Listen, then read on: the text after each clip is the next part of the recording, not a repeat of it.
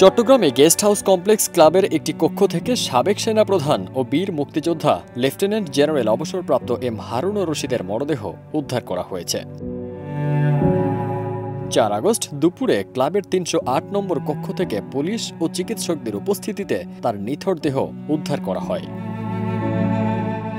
Club কর্তৃপক্ষ জানায় ৩ August বিকেলে তিনি ঢাকায় নিজ বাসা থেকে চট্টগ্রাম যান, ওঠেন চট্টগ্রাম ক্লাবের গেস্ট হাউস কমপ্লেক্সে।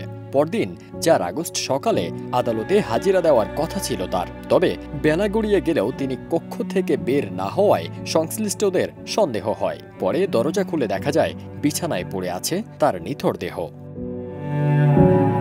চট্টগ্রাম সিএমএইচ-এর একটি চিকিৎসক দল তাকে মৃত ঘোষণা করেন। ধারণা করা হচ্ছে রাতে ঘুমের মধ্যে হৃদরোগে আক্রান্ত হয়ে তার মৃত্যু হয়েছে। কোতোয়ালি থানার ওসি প্রাথমিকভাবে এটি স্বাভাবিক মৃত্যু বলে জানিয়েছেন।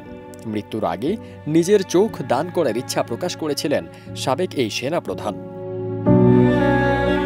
হারুনুর রশিদ ডেস্টিনি 2000 লিমিটেডের সভাপতি ছিলেন এবং প্রতিষ্ঠানটির বিরুদ্ধে দায়ের করা 2023 সালের এক মামলায় হাজিরা দিতে চট্টগ্রামে যান। এই মামলায় তিনি একসময় কারাগারেও ছিলেন। সেনাবাহিনীতে তিনি ১৯৭০ সালে পদাতিক করে কমিশন লাভ করেন। মুক্তিযুদ্ধে সাহসিকতার জন্য বীর প্রতীক খেতাবে ভূষিত হন। পরবর্তীতে তিনি ২০০০ থেকে ২০০২ সাল পর্যন্ত সেনাবাহিনীর ১০ম সেনাপ্রধান হিসেবে দায়িত্ব পালন করেন। তার মৃত্যুতে প্রশাসনিক, সামরিক ও মুক্তিযুদ্ধের সহযোদ্ধা মহলে শোকের ছায়া নেমে এসেছে। ফারদিন সানি, দেশ রূপান্তর।